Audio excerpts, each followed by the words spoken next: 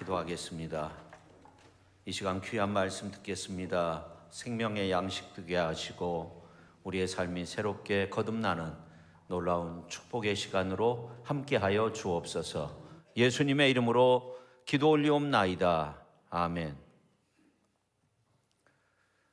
지금까지 사도 바울은 로마서의 말씀을 통해서 아주 자상하면서도 깊게 복음이 무엇인가에 대해서 아주 정확하게 알려주었습니다. 그리고 아주 중요한 한마디의 말씀을 남깁니다. 그 말씀이 오늘 30절 말씀이에요. 또 미리 정하신 그들을 또한 부르시고 부르신 그들을 또한 의롭다 하시고 의롭다 하신 그들을 또한 영화롭게 하셨느니라. 다시 말씀드리면 이 사도 바울은 복음에 대한 그 놀라운 말씀을 설명하고 마지막에 그 복음을 통해서 영화롭게 되는 하나님의 축복과 함께 막을 내리고 있다는 거죠.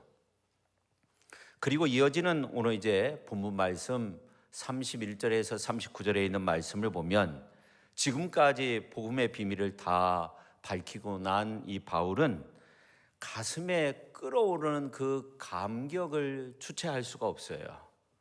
그래서 자신의 고백으로 외치는 구원의 찬가를 기록하고 있습니다. 그럼 바울은 무슨 말로 말할 수 없는 그 복음의 찬가를 기록하고 있느냐? 오늘 이제 우리가 살펴보며 함께 은혜를 나누고자 합니다. 31절 전반절에 보면 그런즉 이 일에 대하여 우리가 무슨 말 하리요? 이 말은 이렇게 좋은 구원을 주신 그 하나님에 대해서 내가 더 이상 무슨 할 말이 있겠느냐 하는 거죠. 성도 여러분, 누구나 감당하기 어려운 그런 벅찬 감격 속에 있을 때 말문이 막히게 되죠. 바울이 지금 이런 심정이 든 거예요. 내가 무슨 말을 할 수 있겠느냐 하는 겁니다. 그리고 이어서 구원의 송가를 부르고 있는데 6가지의 질문을 통해서 하나님을 찬양하고 있습니다. 첫째가 무슨 말 하리요? 두 번째가 만일 하나님이 우리를 위하시면 누가 우리를 대적하리요? 세 번째가 자기 아들을 아끼지 아니하시고 우리 모든 사람을 위하여 내주신 이가 어찌 그 아들과 함께 모든 것을 우리에게 주시지 아니하겠느냐? 네 번째가 누가 능히 하나님께서 택하신 자들을 고발하리요? 다섯 번째가 의롭다 하신 이는 하나님이시니 누가 우리를 정죄하리요? 그리고 여섯 번째, 누가 우리를 그리스도의 사랑에서 끊으리요? 그렇게 말씀하고 있습니다. 그리고 이어지는 말씀이 오늘 37절에서 39절까지의 말씀이 나오는데 이 구원의 송가 중에 마지막을 장식하는 대합창이라고 할 수 있는 그런 놀라운 말씀이 기록이 되어져 있습니다. 37절 말씀부터 한번 읽어볼까요? 그러나 이 모든 일에 우리를 사랑하시는 이로 말미암아 우리가 넉넉히 이기느니라. 내가 확신하노니 사망이나 생명이나 천사들이나 권세자들이나 현재일이나 장래일이나 능력이나 높음이나 깊음이나 다른 어떤 피조물이라도 우리를 우리 주 그리스도 예수 안에 있는 하나님의 사랑에서 끊을 수 없으리라. 아멘. 성도 여러분, 이 사도 바울이 얼마나 가슴이 벅차오르면 이렇게까지 말할 수 있을까요? 제가 아무리 성령 충만하다 할지라도 이런 구원의 찬미의 송가를 부르지 못할 것 같아요. 여러분, 오늘 이제 그 37절 이하에 있는 말씀처럼 그런 찬양을 드릴 수 있을 것 같습니까? 우리가 로마서의 말씀을 통해서 함께 은혜 받고 있는데 과연 사도 바울과 같은 그런 고백이 나올 수 있을까? 아니, 우리가 신앙생활하면서 오늘 이제 본문 말씀과 같은 이런 바울의 고백을 과연 할 수 있을까? 우리가 한번 생각해 보면 좋겠어요. 우리가 너무나 가슴이 냉랭하지 않습니까? 우리가 기도할 때 서로 아멘으로 화답하고 말씀 들을 때 서로 아멘으로 화답하고 찬양 드릴 때 서로 아멘으로 화답할 수 있기를 바랍니다. 할렐루야. 너무나 우리의 가슴이 냉랭해져 있어요. 그래서는 안 되죠. 이 시간 냉랭한 우리의 가슴이 열려질 수 있기를 주님의 이름으로 축원합니다. 성도 여러분, 누가 나를 하나님의 사랑에서 끊을 수 있느냐 이렇게 외치는 것은 사도 바울의 독창이 되어서는 안 되는 겁니다. 우리 모두의 합창이 되어야 하는 거죠. 그렇게 되기 위해서 우리의 가슴이 뜨거워져야 되는 거죠. 오늘 이제 본문의 성격은 구원의 찬가이지만 그 주제는 뭐냐면 구원의 확신이에요. 다시 말하면 우리가 얻은 구원 얼마나 확실한가 하는 겁니다. 아무도 우리의 구원을 흔들거나 망칠 수 없다는 겁니다. 바꾸어 말하면 하늘이 무너져도 살아날 길이 있다는 그런 속담처럼 하늘이 무너져도 반드시 구원받는다 하는 거죠. 그 철석 같은 믿음을 우리에게 표현하고 있는 겁니다. 이것을 구원의 확신이라고 그렇게 표현하죠. 바울은 이러한 구원이 얼마나 확고부동한가를 증명하기 위해서 역설적인 논법을 사용하고 있는 거예요. 그래서 바울은 우리의 확신을 흔들어 놓을 수 있다고 생각하는 그 한 3가지 정도의 것을 마음속에 담고 있어요. 오늘 이제 성경에는 나오지 않지만 마음속에 담아놓고 그런 요소들이 벌떼같이 몰려와도 한꺼번에 덤빈다 할지라도 우리의 구원은 절대적으로 안전하다, 이러한 사실을 감격에 넘쳐서 오늘 말씀을 통해서 우리에게 들려주고 있는 겁니다. 첫 번째 요소, 문제 요소, 첫 번째 적이라 말할 수 있는데 첫 번째는 의심이라는 겁니다. 의심의 적. 사도 바울은 아무리 의심이 몰아쳐와도 의심이 우리의 구원을 흔들 수 없다는 거예요. 사도 바울과 같이 저는 우리 구원을 흔들어 놓을 수 있는 가장 무서운 적이 있다고 한다면 무엇보다 하나님 사랑에 대한 의심. 하나님이 나를 과연 사랑하실까 하는 겁니다. 지난 목요일 새벽 예배 때 김윤상 선교사님의 간증을 이제 잠깐 말씀을 드렸어요. 그분이 이제 하나님의 심판대 앞에 서게 되는데 교통사고 당해서 안개가 낀 가운데 운전을 하다가 교통사고 당해서 24일 동안 그야말로 혼수 상태, 의식이 없었어요. 하나님의 심판대 앞에 서게 됐다는 거예요. 천국의 모습 보고 왔다. 저는 그런 간증을 그렇게 좋아하지는 않습니다. 근데 이분의 간증은 좀 의미가 있어요. 심판대 앞에 섰는데 주님이 자신의 모습을 보면서 귀하게 여기시는 것을 이렇게 골라내는데 이분이 예배 시간 다 참여하고 학생 때부터 열심히 교회 생활하고 그랬는데 우리 주님이 귀하게 여기시는 것이 뭐냐면 정말 어려울 때, 정말 자신이 살면서 정말 어려울 때가 있었다는 거예요. 그때 하나님 의지하고 그때 예수님 의지하고 믿음으로 기도했던 그 모습을 귀하게 여기시더라는 거예요. 자기의 모습이 그냥 필름처럼 쫙 보여지는데 그 중에서 골라내는데 그것을 골라내더라는 거예요.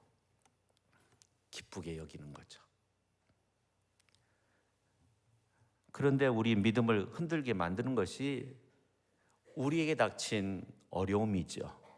정말 내 힘으로 감당하기 어려운 문제. 주님은 그런 어려움 속에서 주님을 의지하는 것이 정말 주님의 기쁨이 되는 거예요. 마귀는 우리 구원의 확신을 흔들기 위해서 쉬지 않고 하나님의 사랑을 의심케 만드는 여러 가지 방법을 동원해요. 환난이라는 수법을 써요. 이 환난으로 수많은 사람들이 넘어집니다. 그런데 이 환난에서 주님은 오로지 주님만을 의지하라고 그렇게 말씀하고 있는 거예요. 환난 날에 나를 부르라. 내가 너를 건지리니 내가 나를 영화롭게 하리로다. 시편 50편 15절에서 말씀하고 있잖아요. 내가 너를 건진다는 거예요. 내가 너를 건진다는 거예요. 환난 날에 나를 찾으라는 거예요. 나를 부르라는 거예요. 오늘 이제 31절에도 보니까 만일 하나님이 우리를 위하시면 누가 우리를 대적하리요, 그렇게 말씀하고 있어요. 하나님이 우리를 위한다는 것은 하나님의 사랑이 끝까지 변함이 없다는 그런 말씀이죠. 하나님이 끝까지 사랑하시는 자를 누가 감히 대적할 수 있겠습니까? 하나님의 사랑이 변함없는 한 그 사랑 때문에 죄와 사망 가운데서 우리를 건져 놓으셨는데 우리를 포기하겠어요? 하나님은 무조건적인 사랑을 쏟아서 우리를 죄와 사망 가운데서 해방시켜 주셨는데 우리를 놓겠어요? 그렇지 않죠. 그래서 하나님의 사랑은 엔드리스 러브라는 거죠. 끝이 없는 사랑.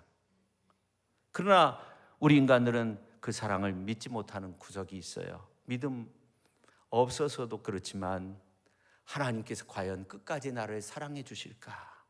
이 세상 사람들이 그렇게 흔들리니까, 변하니까 하나님이 나를 끝까지 사랑해 주실까?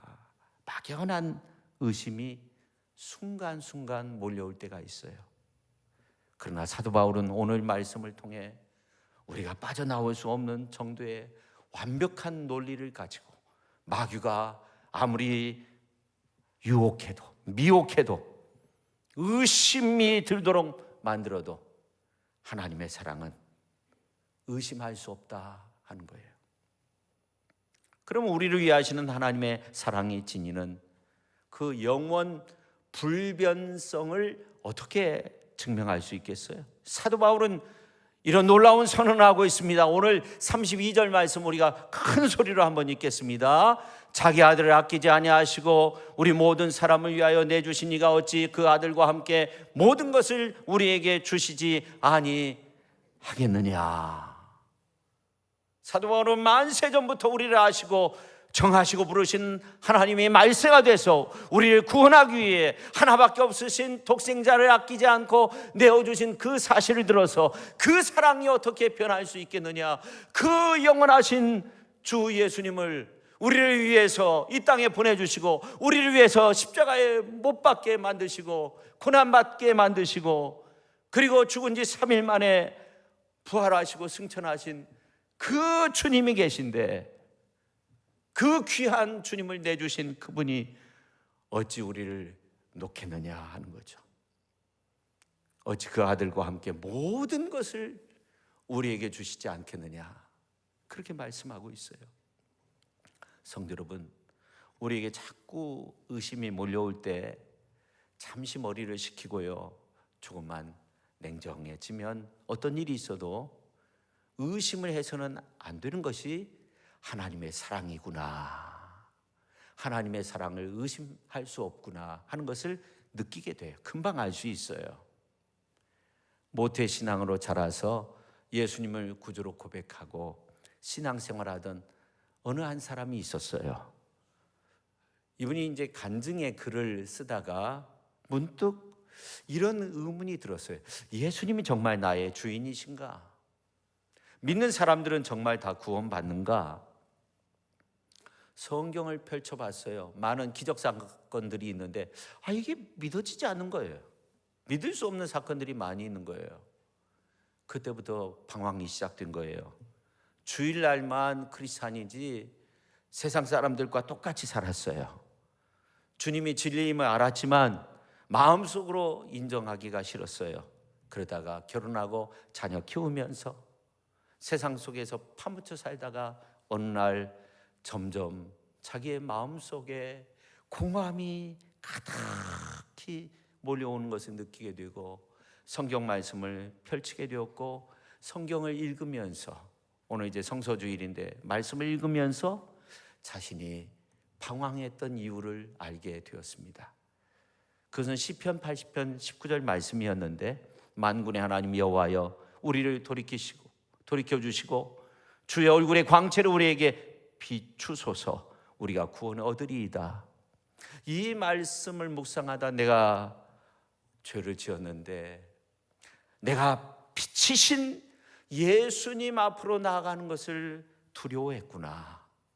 내가 하나님의 자녀인데, 내가 예수님을 믿음으로 하나님의 자녀가 되었는데 내가 가진 이 시커먼 죄가 낱낱이 주님 앞에 밝혀지는 것이 싫어서 내가 그동안 피해 다녔구나. 자녀를 키우다가 그것을 느끼게 됐어요. 자신이 죄인이라는 사실을 깨닫자 마침내 진정으로 예수님을 영접할 수 있었고 다시금 신앙생활을 열심히 하게 되었어요. 그래서 이 청년 때 쓰던 이 간증문을 나중에 중년이 다 되어서 마침내 완성할 수 있었다고 합니다. 자기 아들을 아끼지 아니하시고 우리 모든 사람을 위하여 내주신 이가 어찌 그 아들과 함께 모든 것을 우리에게 주시지 아니하겠느냐. 32절 말씀. 이 구절의 요지는 무엇입니까? 우리를 사랑하셔서 독생성자 예수 그리스도를 내주신 하나님이라면 나머지 것도 우리를 위해서 다 주시지 않겠느냐, 그런 말씀이 아닙니까? 성도 여러분, 큰 것을 주면 어떻습니까? 그보다 못한 것은 계평이라고 하잖아요. 계평 준다고 하잖아요. 그냥 귀한 거 주면 그 다음에는 다 주는 거예요. 마찬가지로 하나님께서 가장 귀한 것, 큰 것, 가장 소중한 분 독생자 예수 그리스도를 우리에게 내어주셨으니 그 나머지 것들은 자연히 우리에게 따라오는 거죠. 그런데 로마서 5장 8절에 있는 말씀을 보니까 우리가 원수 되었을 때 자기 독생자를 주신 하나님이라고, 우리가 아직 죄인 되었을 때 그리스도께서 우리를 위하여 죽으심으로 하나님께서 우리에 대한 자기의 사랑을 확증하셨다고 그렇게 말씀하고 있어요. 우리가 원수 되었을 때 독생자를 내주신 하나님이라면 우리가 그의 사랑하는 자녀가 됐어요. 사랑하는 자녀가 된 지금은 무엇을 아끼겠어요? 무엇을 주시지 않겠어요? 그러므로 우리를 하나님이 지켜주시는 거예요. 대적자가 없다고 오늘 성경은 말씀하고 있는 거예요. 하나님의 큰 사랑의 손에서 우리를 빼앗기지 않는다는 거예요. 그러므로 우리는 하나님의 무궁한 사랑, 끝없는 사랑, 끊을 수 없는 사랑 확신해야 됩니다. 하나님이 불변하시는 하나님이시라면 우리를 끝까지 붙들어 주시는 하나님, 사도 바울처럼 절대로 흔들릴 수 없는 그 구원의 확신을 가지고 언제나 감사 찬양하며 하나님 앞에 영광 올려드리는 우리 귀한 성도님들이 다 되실 수 있기를 예수님의 이름으로 축원합니다. 축원합니다. 아멘 좀 하셔요. 축원합니다. 그래도 이쪽이 조금 안 하시는 것 같아요. 여러분, 두 번째는 우리의 구원을 흔들어 놓는 두 번째 요인이 있어요. 적이라고 말할 수 있는데 죄책감, 두려움이라고 말할 수 있어요. 이 둘은 죄로 인한 거예요.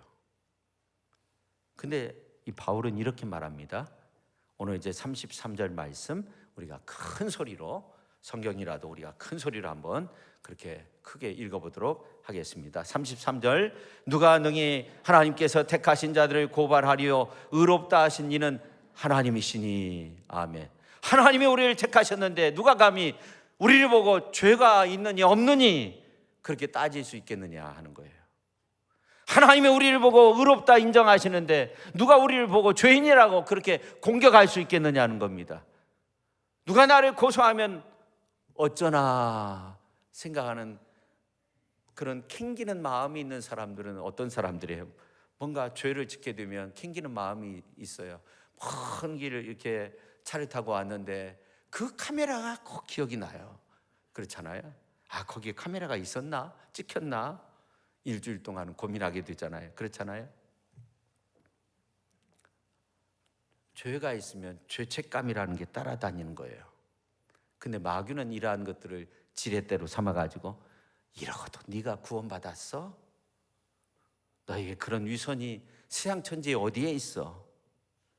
우리를 향해 정죄하려고 달려듭니다. 큰 가책과 불안으로 떨게 만드는 거죠. 그래도 내가 구원받은 사람이야? 너는 죄를 지었으니 구원은 틀렸어. 사단은 그렇게 우리를 정죄하며 달려드는 거예요. 그러면 믿음의 사람이 그래도 나는 흔들리지 않는 믿음을 가지고 있어, 그렇게 말할 때 사탄은 그 믿음의 사람을 어딘가 좀 너 잘못된 거 아니야? 이런 생각까지 불어넣는 거예요. 그러나 하나님의 말씀은 무엇이라고 합니까? 그럼에도 불구하고 구원을 의심할 수 없다는 거예요. 앞에서 말씀드린 대로 마음에 캥기는 데가 있어도 구원에는 영향이 전혀 없다는 겁니다. 인간의 상식이나 인간의 논리로 따지면 어떻습니까? 충분히 오해의 소지가 있습니다. 그러나 분명히 우리가 알아야 될 것은 이 정도의 오해를 받을 만큼 내가 구원의 확신을 가지고 있지 못한다면 복음의 그 진미를 맛보지 못한 사람이에요. 믿음이 약한 사람이에요. 진정 말씀 가운데서 살지 못하는 사람이에요. 성도 여러분, 세상에는 우리가 예수 믿는 사실에 대해서 도저히 이해하지 못하는 사람이 있어요. 거룩한 주일 성수하기 위해서 뭔가를 미루고 대사를 피하고 뭔가를 하지 않고 물질을 모아서 하나님 앞에 11조 예물 드리고 감사 예물 드리고 도저히 이해하지 못하는 사람. 새벽에 무슨 새벽에 어떻게 일어나서 교회 가서 기도해? 무슨 이 저녁에 가서 예배 드린다고 해? 부흥회를 우리가 준비하고 있는데 3월 초에 있는데 무슨 부흥회 참여한다고 그래? 세상 사람들은 이해하지 못해. 사명 감당하기 위해서 무슨 40일 기도회 뭐 그런 거 한다고 해. 근데 또 문제는 뭐냐면 예수님 믿는 사람답게 살지도 못하면서 나에게는 구원의 확신이 있습니다 막 그렇게 외치는 사람 보면 조금 비위가 상하기도 하잖아요. 저 사람이 저러고도 예수 믿는 사람이라고 그렇게 말할 수 있을까? 그래도 교회 나와서 예배하며 나에게 구원이 있습니다 말하면 우리가 어떻게 그 형제 자매를 정죄할 수 있겠어요? 여러분, 이 구원의 근거는 저와 여러분에게 있는 것이 아니에요. 여러분, 다른 형제 자매를 정죄하지 마십시오. 우리에게 있는 것이 아니에요. 이 구원의 확신에, 이 구원의 근거는 하나님에게 있는 거죠. 하나님이 아닌 나에게서 찾으려고 하면 죽어서 관 속에 들어갈 때까지 못 찾아요. 그런데 우리가 어떻게 스스로 구원이니 확신이니 그렇게 큰 소리 칠 수 있겠어요? 우리는 오직 나를 구원해 주신 예수 그리스도를 볼 때 구원의 확신을 가질 수 있는 거예요. 나를 위해서 십자가 상에서 피 흘리신 주님을 볼 때 구원의 확신을 갖게 되는 거예요. 십자가 상에서 죽으시고 부활하신 주님을 볼 때 구원의 마음이 있는 거예요. 승천하신 예수님을 볼 때, 보혜사 성령님의 그 인치심 가운데 있는 나를 볼 때 구원의 은혜가 있다는 것을 알 수 있는 거예요.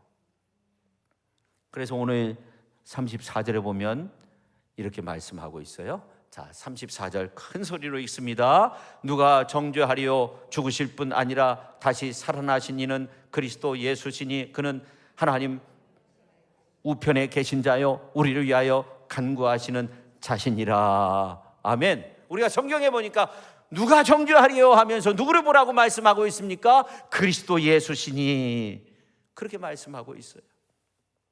예수님을 보라고 말씀하고 있습니다. 우리를 위해 죽으시고 우리를 위해 부활하시고 우리를 위해 하나님 보좌 우편에 계신 예수님을 보라는 거예요. 우리를 위해 중보기도 하시는 예수님을 보라는 거예요. 그리고 구원의 확신을 가지라 하는 겁니다. 이것이 진리이죠. 우리의 언행에 모순이 있다 할지라도, 우리의 생활이 비록 깨끗하지 못한 부분이 있다 할지라도 그것으로 인해 흔들리지 말고 시종일관 예수님만 바라보라. 우리의 시선을 예수님께 두라 하는 겁니다. 집중하라는 겁니다. 예수님은 나 때문에 십자가에 못 박혀 죽으셨어요. 예수님은 나를 의롭게 하기 위해서 다시금 살아나셨어요. 그분이 살아계시는 이상 나는 버림받을 수 없는 거예요. 예수님은 지금도 하나님 보좌 우편에 계세요. 우편에 계신다는 것은 구원의 일을 완성시켰다는 거예요. 끝마쳤다는 거예요. 가장 영광스러운 자리에 계신다는 거예요. 그런데 그 영광스러운 자리에 우리를 이끌어 주신다는 거예요. 그분 믿기만 하면, 믿으면 구원받는다는 거예요. 천지가 무너져도 변할 수 없는 진리라는 거예요. 예수님은 하나님 보좌 우편에 계십니다. 우리를 위해 중보하십니다. 하나님과 우리 사이에 중보자가 필요하기 때문에 그렇습니다. 주님이 거기에 계시는 이상 하나님은 그 뜻대로 무엇을 구하는 그 사람에게 다 응답해 주세요. 에베소서 2장 6절에 있는 말씀처럼 또 함께 일으키사 그리스도 예수 안에서 함께 하늘에 앉히시니, 그렇게 말씀하고 있어요. 우리를 하늘 보좌의 그 영광 가운데로 우리를 인도해 주신다고 말씀하고 있어요. 여러분, 예수님이 하나님 우편에 앉는다는 거 얼마나 놀라운 일입니까? 얼마나 황홀한 이 진리를 믿는 그 우리를 위한 그러한 축복의 모습입니까? 사도신경에 나와 있는 것처럼 하나님 보좌 우편에 계시는 예수님은 언젠가는 심판의 주로 오십니다. 다시 말해서 예수님이 하나님 보좌 우편에 계시는 것은 이제 구원을 완성시켰다는 의미도 있지만 심판할 권세를 가지고 있다는 거예요. 사도신경에 나와 있잖아요. 그럼 그분이 우리가 잘못된 길을 간다고 해서, 우리가 잘못된 모습을 보였다고 해서 너 죄인이다, 그렇게 정죄할 것 같으세요? 낙인 찍어버릴 것 같아요? 너 죄인이라고? 절대로 그렇지 않죠. 왜 그렇습니까? 재판장이신 그분이 원래 원수되었고 죄인되었던 나를 위해서 죽으시고, 나를 위해 살아나시고, 나를 위해 승천하시고, 나를 위해서 보혜사 성령을 보내주시고, 나를 위해서 하나님 보좌 우편에 중보자로서 계세요. 무한 사랑으로 우리를 구원하신 분이 재판석에 계시는데 무슨 걱정할 필요가 있어요? 죄인이 아니라 의인으로 인쳐주신 그분이 계시는데 무슨 걱정이 있어요? 재판석에 주님이 계시는데요. 그렇잖아요. 그렇지 않습니까? 세상을 심판할 권세를 가지고 있는 예수 그리스도를 바라보는 그 인생을 우리 예수님이 절대로 놓지 않습니다. 정말 우리 주님이 안타까워하시는 그 모습은 뭐냐면, 아직도 정죄받고 멸망받을 수 있다는 그런 정말 불안감을 가지고 사는 사람들, 이리 흔들 저리 흔들 거리는 사람들. 우리가 예수 그리스도의 보혈의 피, 예수 그리스도의 무한한 사랑, 예수 그리스도가 중보자가 되시고 예수 그리스도가 우리와 함께 계시는데, 저 영광의 그 보좌의 자리에 앉아 계시는데, 예수 그리스도를 바라보고 사는 우리가 죄인이겠어요? 의인이죠. 의인으로 인정해 주시는 거죠. 왜 이러한 구원의 확신을 갖지 못하는 거예요? 왜 구원의 확신을 갖지 못해요? 왜 하나님을 신뢰하지 못하는 거예요? 세 번째, 적이 있어요. 무서운 시험이에요.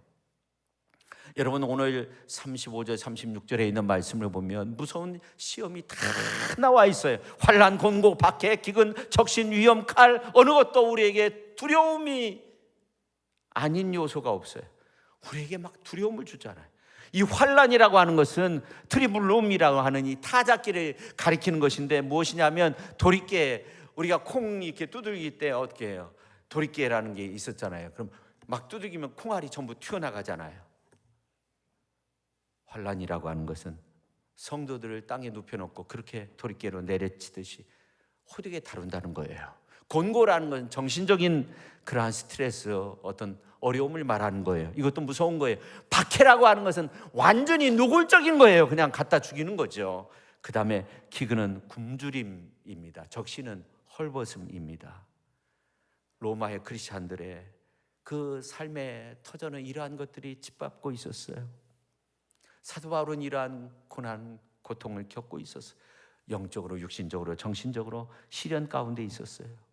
크리스찬들도 마찬가지였어요. 그런데 만약 이러한 조건 속에서도 나는 내 믿음을 지킬 수 있다, 그렇게 정말 외칠 수 있는 사람이 저와 여러분 가운데 얼마나 될까요? 우리 힘으로는 안 되는 거예요. 오늘 말씀 보세요. 우리를 모든 일에 사랑하시는 예수님 때문에 우리가 넉넉히 이기는 거지. 예수님 때문에 우리가 이기는 거지. 내 힘으로 이긴다고 말할 수 있는 것은 아무것도 없는 거예요. 믿음이 좋아서 승리한다고 말하지 않아요.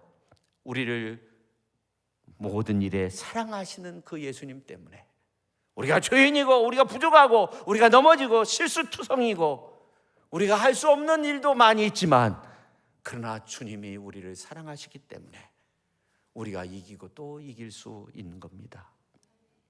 그래서 어려움이 있을 때 성령께서 도와주시는 거예요. 불행인지 다행인지는 모르는데요, 여러분 오늘 이제 본문 말씀을 이해하기 참 어려운 처지에 있는 사람들이 저와 여러분 아닙니까? 여러분 예수님 때문에, 예수님 믿는다는 것 때문에 매 맞아 본 적 있어요? 감옥 간 적이 있어요? 핍박 받아본 적 있어요? 바울처럼 헐벗고 굶주린 적이 있어요? 돌 맞아 죽은 적이 있어요? 거의 다 거반 죽었다가 살아났잖아요. 강도 만난 적이 있어요. 예수님 때문에 오히려 우리는 수많은 은혜와 축복을 받은 사람들 아닙니까? 그러므로 사도 바울은 두 주먹을 막 불끈 쥐고 막 이런 놀라운 고백을 하지만 우리가 이런 어떤 그 고난의 체험의 여과기를 통해서 우리가 고백할 수 있는 것만은 아니에요. 진리는 그 자체로 확실한 거예요. 아무리 핍박이 무서워도 예수님의 사랑보다는 강하지 못하다는 것을 우리가 이 시간을 통해서 알아야 되는 겁니다. 우리가 주님을 사랑하는 그 사랑이 실오라기처럼 약할지 모르지만 주님이 우리를 사랑하시는 그 사랑은 세상의 그 모든 강한 것들이 덤빌지라도 그것이 다 넘어설 수 있는 강한 은혜로서 우리를 붙잡아 주시는 거예요. 그러므로 주님의 그 사랑 얼마나 아름다운지, 주님의 그 사랑 얼마나 놀랍고 놀라운지 우리가 늘 하나님 앞에 찬양드리며 그렇게 사는 거 아닙니까? 오늘 37절 우리가 다시 한번 읽어보겠습니다. 그러나 이 모든 일에 우리를 사랑하시는 이로 말미암아 우리가 넉넉히 이기느니라. 아멘. 여러분, 하나님의 사랑은 변함이 없어요. 불안해할 필요 없어요. 환난과 핍박 당할 때 믿음이 꺾일까 두려워하지 마세요. 왜냐하면 하나님의 사랑, 예수님의 사랑, 영원한 사랑, 변함없는 사랑, 끊을 수 없는 사랑, 떠나지 않는 사랑. 그래서 오늘 38절에 보면 이렇게 외치잖아요. 내가 확신하노니 사망이나 생명이나 천사들이나 권세자들이나 현재일이나 장래의 일이나 능력이나 높음이나 깊음이나 다른 어떤 피조물이라도 우리를 우리 주 예수 그리스도 그 사랑, 하나님의 사랑 안에서, 하나님의 사랑에서 끊을 수 없다고. 할렐루야, 할렐루야. 이 놀라운 그 주님의 은총, 주님의 사랑, 주님의 놀라운 구원의 계획 변함이 없습니다. 요지부동한 거죠.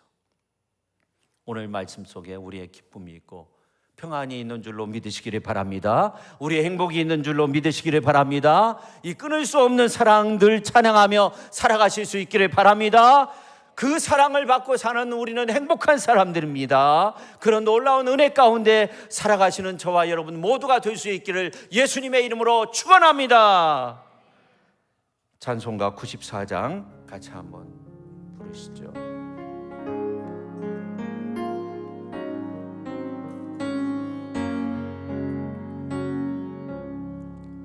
주 예수보다 더 귀한 것은 없네. 이 세상 무기와 바꿀 수 없네. 영죽을 내내신 돌아가신 그 놀라운 사랑 잊지 못해.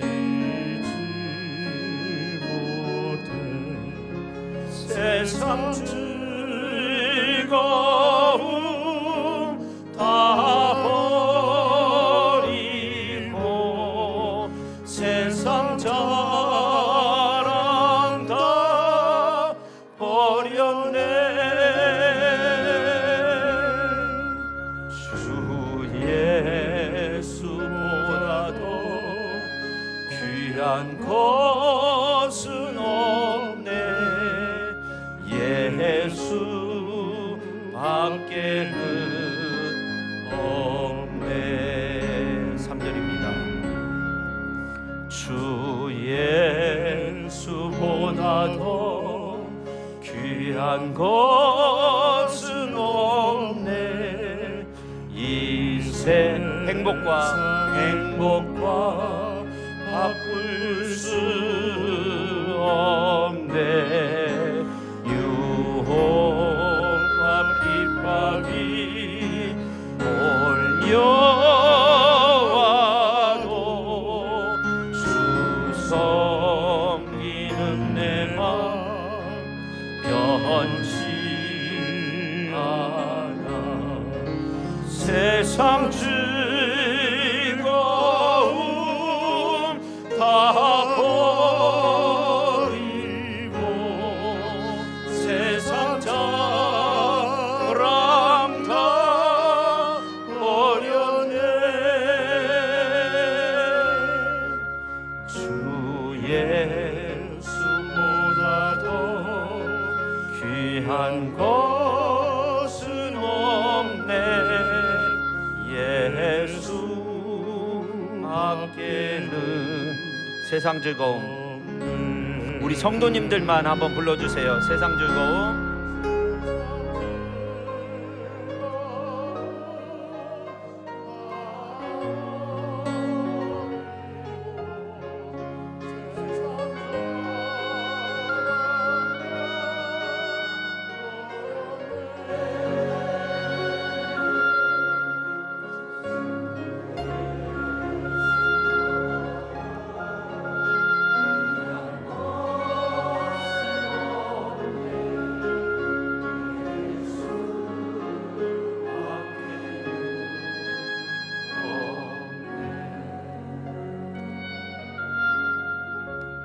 이 시간 우리가 회개하면 좋겠어요. 하나님, 이 세상의 환난으로 인해서 우리의 믿음이 흔들렸던, 하나님이 과연 나를 사랑하실까, 그렇게 믿음이 흔들렸던 우리의 죄를 용서하여 주옵소서.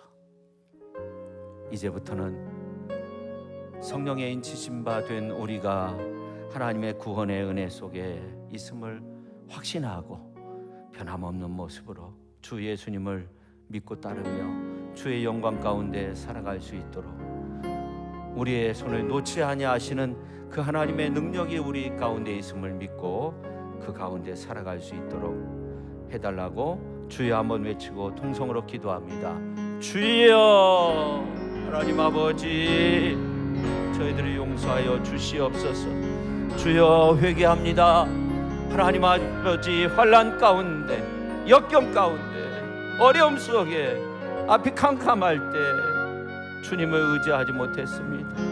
주님이 가장 기뻐하시는 그 순간 우리는 주님을 의지하지 못했습니다. 주님을 놓아버렸던 우리의 모든 죄 주여 용서하여 주옵소서. 그러나 아버지 하나님이여, 한 줄기 실과 같은 그런 믿음이 있었기 때문에, 주님에 대한 사랑의 마음이 있었기 때문에 주님이 우리를 무한 사랑으로 우리를 붙들어 주시고 무한 사랑으로 우리를 붙잡아 주셨어. 하나님의 능력 안에, 하나님의 구원 가운데, 하나님의 축복의 은혜 가운데 오늘 이 시간 하나님 앞에 예배를 드립니다. 주여, 이제 변함없이 주님의 강권적인 그 은혜 가운데, 주님의 강권적인 은혜 속에 살아가기에 부족함이 없는 저희 모두가 될 수 있도록 주의 역사하여 주옵소서. 하나님 아버지, 감사드립니다. 사도 바울은 그 고난과 그 역경과 그 말할 수 없는 정말 환난, 핍박, 적신, 칼, 그 많은 어려움 속에서도 변함없이 주 예수님을 바라보고 그 세상의 어떤 것도 기쁨이나 높음이나 하늘의 것이나 땅의 것이나 그리스도 예수 안에 있는 그 사랑에서 우리를 끊을 수 없다고 고백하였는데, 우리는 어려움 속에 있을 때 하나님이 나를 사랑하시는 것일까, 그렇게 생각하며 살았던 우리의 모습이었습니다. 하나님 아버지, 우리의 모든 죄와 허물을 용서하여 주시고 주님의 큰 사랑이 언제나 나를 든든히 붙잡고 있음을 믿고 그 가운데 믿음의 승리를 이루는 능력 있게 주의 영광 가운데 살아가는 위대한 하나님의 사람들이 다 되게 하여 주옵소서. 예수님의 이름으로 기도하옵나이다. 아멘.